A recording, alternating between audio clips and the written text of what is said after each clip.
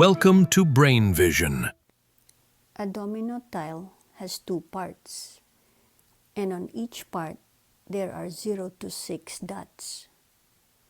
The question is, why does a complete set have 28 dominoes?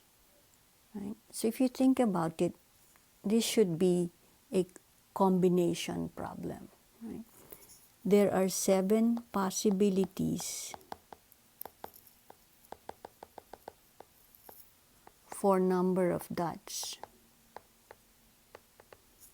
Right? 0, 1, 2, 3, 4, 5, and 6.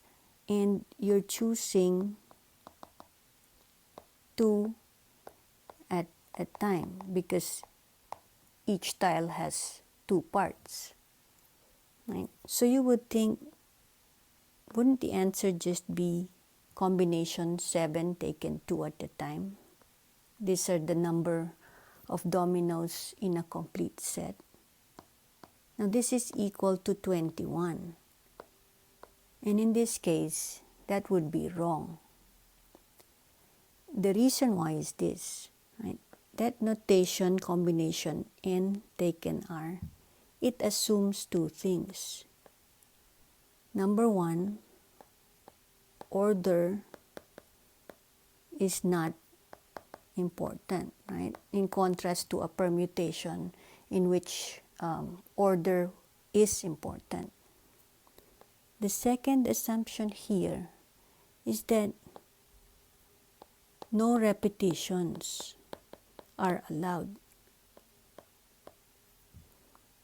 In other words, in combination 7 taken 2, the double tiles are not included. The double tiles are the ones that have the same number of dots on the 2 parts of a domino tile. So 0, 0, 1, 1, 2, 2, and so on up to 6, 6. And there are 7 of those.